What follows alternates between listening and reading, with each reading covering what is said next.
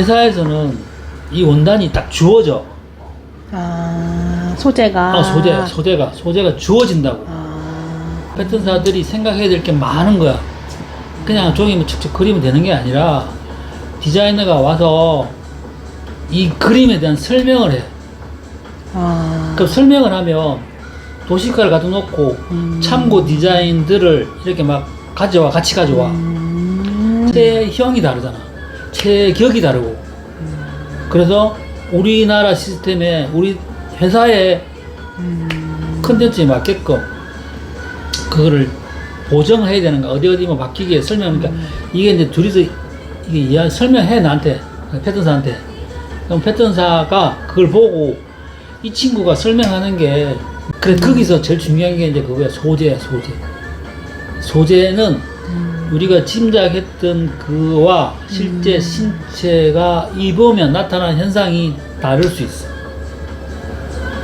입었을 때 특히나 봉제의 실력에 따라서도 달라져. 심지 작업을 어떻게 하냐에 따라 달라져. 안에 테이프 작업을 어떻게 해도 달라져. 그럼 그에 맞게끔 진행할 거다 가상하고 하는 게 샘플이잖아. 그거를 거기에 패턴 상에 이 패턴 그릴 때 다 적용시켜서 패턴을 뜨는 거지. 그래서 보정 몇 번을 해. 이 업계에 있지 않는 사람은 그게 가능하겠네라고 생각할 수 있지만 실질적으로 우리가 인터넷에서 원단을 사보면 알아. 촉감하고 색감하고는 짐작밖에 안 된다니까. 근데 그 지금 말했던 그것처럼 컴퓨터 상에서 어느 정도의 몇 %를 짐작에 대한 프로테이즈만 할 수 있겠지만 실질적으로 나타나 완벽할 수 없어. 근데 그 손맛에 대한 이건 그래도 그런 거 있잖아. 음식도 마찬가지잖아요. 그 그릇에 보고 사진 보고 맛있겠다 하잖아. 그러니까 그건 눈맛이잖아. 그냥 맛있겠다. 근데 실제 그 맛을 봐야 맛있고 안 맛있고 하는 그는 100% 나타나는 거잖아. 그거하고는 다른 거지. 그래서 이 뭐냐면 패턴사들이 제일 먼저 많이 접목해야 될 부분은 그 원단에 대한 질감, 감각을 그 디자인상으로 나타날 때의 반응, 그걸 제일 많이 접목시켜야 돼. 예를 들어서 그런 거거든.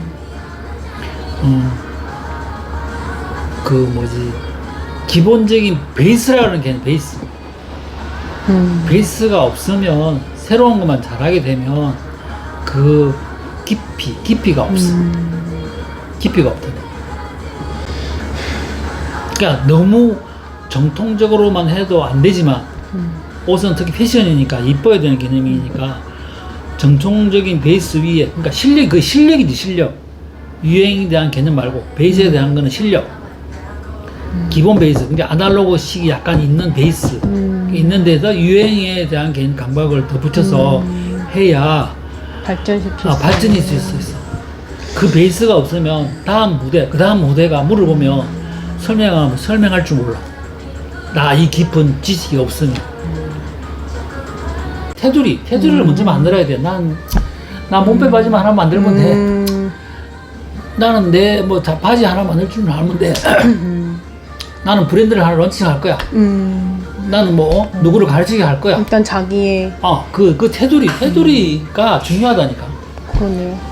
난 몸빼 바지만 하나 만들면 돼. 그러면 기본 베이스가 필요하고 이런 거 뭐 필요해. 그 바지 하나 만드는 것만 내가 하면은 되는 거잖아. 그것도 결국에는 뭐야? 그 테두리잖아. 그게 강의하기 위함의 하나의 서류로서 필요하다면 따야 되겠지. 만약에 나는 자격증이 없잖아. 근데 나는 어떤 옷도 패턴을 할 수 있다. 제일 중요한 건 그거 아닌가? 결국은 실력인 거지. 선생님은 외길이네요. 외길이라고보다 외길이 아니지. 이거는 우리는 솔직히 지금에서 내가 가르치는 일을 하고 있지만 처음에 우리 시작할 때는 우리는 생존이었지. 생존. 물론 좋아하게 시작해서 발은 디뎠지만 결국에는 생존이었지. 먹고 살기 위함에 대한 일이 더 와닿았지. 그때는 내가 좋아하는 거 취미식으로 옷을 직업을 간다는 건 뭐라고? 사치. 생계 수단이 뭘 선택할까에 대한 개념이 더 강했죠. 근데 이제 다행히 나는 이제 고등학교 때부터 이 옷에 대한 거를 티 하나를 사도 친구하고 달라야 돼. 좋은 개념이 아니라 어쨌든 달라야 돼. 티를 하나 사도 그냥 대충 하나 사는 게 아니고 색깔이 다르든 모양이 다르든 좀 달라야 돼. 그랬었지. 그러면은 이거 하면서 막 잘했다는 생각 막 드세요? 그리고 제사도 많고 항상 때 되고 뭐 되고 하면 전화하고 안부 묻고 이런 게 너무 뿌듯하고 그리고 지금 이제 내가 이제 60이 넘었는데 현역에 우리 있던 친구들도 다 이제 은퇴 잘려서 막 이렇게 전화 오고 이렇게 하는 거 보면 내가 가르치는 일을 하는 건 참 잘했다 하는 생각이 들지. 그리고 지금 경기도 안 좋으니까 다들 이제 물러나잖아. 이선으로. 밑에 치고 올라오는 사람들도 있으니까. 특히나 더 그럴 것 같아요. 이게 자기 실력하고 가르치는 거하고는 다른 거예요. 그러니까 일단은 강의를 하고 누구를 가르친다고 한다면 그 분야에서 그 질문을 한 사람한테 어떠한 것도 대답할 수 있어야 된다 생각해. 어떠한 것도. 그럼 결국에는 뭐야, 본인들도 그에 대한 실력을 갖춰야 되는 거야. 물어보는데 그나 잘 모르겠는데 이래봐. 그럼 스승이라 부르는 사람의 자질이 안 되는 거야. 그러니까 난 지금 이런 그 지금 일 하면서도 제일 막 그 기분 좋은 건 뭐냐면 20대 애들, 10대 애들이 와서 이게 막 이렇게 뭐 물어보고 배우러 온다고 하면 괜히 이 친구들한테 막 하나 더 가르치고 싶고 막 걔네 등도 막 두드리게 되고 막 그렇다니까. 기특하니까. 기특하니까. 정말 기특하니까.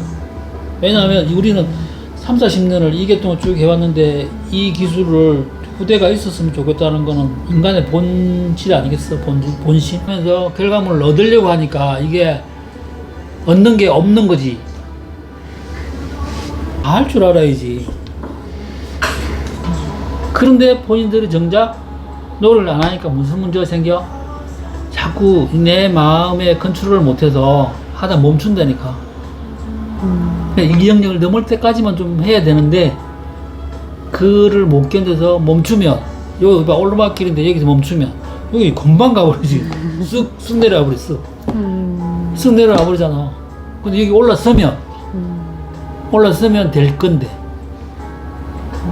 그러니까 여기서 계속 이제 자꾸 이렇게 질문도 생기고 이렇게 하면서 풀어가고 하면 금방 그거 내 지식이 되는데 안 간다니까. 내가 가르쳐 보니까 여기서 멈춘 사람 정말 많아. 내가 이게 진로 상담 같은 것도 하면서 하는 말 중에 하나가 일단 첫 번째 본인들이 좋아할 것, 재미있어 할 것 같은 일을 찾아라 그래요. 그래야 오래 하거든. 오래 하면 잘하게 돼요. 처음에 특별한 목표가 없을 때는 없어. 이것저것. 그러니까 나이가 좀 이렇게 여유로울 때 20대 초반이나 나는 26살에 시작했지만 20대 초반이나 이렇게 졸업했을 때 이것저것 이렇게 막 해본다고. 해보면 이거 앞으로 내가 이 좋아할 것 같다. 이 일이 참 재밌다. 참 좋다. 뭐 이런 거. 왠지 그 배우는데 자꾸 가고 싶고 하고 그런 자기 좋아하는 거거든. 그러면 그 일을 오래 하게 된다니까. 억지로 누구에 의해서 가는 거 말고 내가 스스로 막 거기도 가고 싶고 막 이렇게 한단 말이야. 지금 내가 물어봐. 이거 재밌어요? 이렇게 물어본다고. 오래 할 확률이 높은 거야. 그럼 오래 하면 잘하게 돼. 그런데 나는 이제 이 일을 하는 게 재밌으니까 오래 했겠지. 근데 지금은 내가 가르치는 한 것처럼 가르치는 것도 재밌는 계기가 있었어. 내가 회사에 있을 때, 실장으로 있을 때에 거기에 이제 감사님이라 그래서 사장님의 사모가 감사님이란 직위인데 그분이 학교 전문 학교에 패션 전문 학교에 강의 자리가 있는데 강의를 해 보시겠냐고. 그래서 기회가 기회를 그렇게 말을 했었어. 근데 옛날에는 다 알다시피 토요일에 다 일을 했어. 근무를 했다고. 그래서 그 강사님이 토요일 날 난 오전 근무만 하고 오후에 이제 나는 배려를 받고 학교 강의를 하게끔 이렇게 해줬어. 나는 다른 사람들은 이제 오후 4시인가 5시까지 근무를 하고 나는 이제 학교를 갔지. 처음에 갔는데 왠지 모르지만 막 좋아요? 아니, 좋은 것보다 사람 일하면 어떤 새로운 일에 가면 다 가슴이 두근두근 하잖아. 떨리고. 근데 나는 그 생생히 기억하는데 그 강의를 갔는데 하나도 안 떨렸어. 그래서 막 그냥 당당했어. 그러니까 당당하다는 건 뭐냐면 어떤 것이든 자신이 있었다는 개념인 거지. 그래서 사람들이 한다도 한번 말하지만 당당해야 돼. 당당하려면 내 지식이 많아야 돼. 그 분야에. 그래야 당당해져. 그래서 그 수업을 하는데 뭐 나는 칠판에 바로 그리지 않고 내가 이게 와서 모여서 보라고 실제 내가 패턴 하듯이 그냥 그랬어. 그래 설명하면서. 근데 그 반응이 너무너무 뜨거웠어. 그런 걸 보여주는 사람이 없었으니까. 근데 거기에 내 수업을 듣는 사람들 중에 거기에 다른 데서 뭐 문화센터나 이런 데 강의를 하는 사람도 있었어. 근데 그 사람들은 막 눈이 동그랄 정도로 해서 막 반응이 이렇게 해서 하시는군요. 뭐 이런 식으로. 그러면 나는 그렇게 반응하는 게 너무나 재미가 났지. 이렇게 좋아하는구나. 그게 계기가 된 거지. 그 뒤로 이제 강의가 그 수업의 반응이 나도 재밌게 하니까 막 더 가르쳐 주고 막 질문하라 그러고 또 가르쳐 주고 그러다 보니까 그 수업의 반응이 좋아서 학교에서도 자꾸 막 그 인원이 듣는 강의 인원이 늘어나고 학교 반응도 최고의 막 나이는 막 알려지고 그 다른 데서도 막 나 이름만 듣고도 그 수업 들어오는 사람들이 많이 생기고 그래서 내가 재미를 막 확 느꼈지. 그래서 심지어 막 30명씩도 가르치기도 해보고 했으니까 그 뒤로 내가 이런 데도 소질이 있나? 나도 거기서 하나의 일만 하다가 발견을 했지. 발견. 재미가 있으니까 또 2012년도부터 내가 이제 이렇게 보통은 현역 패턴사들이 현역에 있다가 나와서 패턴 사무실을 차리잖아. 패턴 사무실이라 하면 디자인을 가져와서 패턴 의뢰 받아서 짜주고. 패턴만 해주고 뭐 이런 개념인데 나는 그걸 안 하고 가르치는 거를 만들게 됐지. 그게 이제 계기가 돼서 그러니까 2012년도부터 그때 제일 처음 만든 게 지금 다들 지금 제주도로 와가지고 인스타를 많이 하니까 그 비중이 높은데 제가 네이버 치면 제가 카페도 있어요. 2012년도에 만든 카페 블로그 다 12년도에 아직도 있어. 그게 이제 시작하게 된 계기지. 그 네이버 카페 그것도 블로그도 운영하면서 거기도 이제 우리는 실무진이었기 때문에 실무진이 보지 않는 일반 취미로 하시는 분들이 이렇게 많구나 하는 것도 알게 되고 그래서 거기에 질문도 대답해주고 알고 그래서 더 이게 참 재밌다라는 걸 느껴서 지금 내가 60이 넘었지만 이 일을 계속 하고 있는 것 같아요. 자기들이 젊은 친구들이 오면 안 되는 기술을 나를 통해서 배우고 싶어 하면 내가 이제 열의를 다해서 도움을 주고 그리고 내가 이제 나 혼자서 계획을 조금씩 세워보면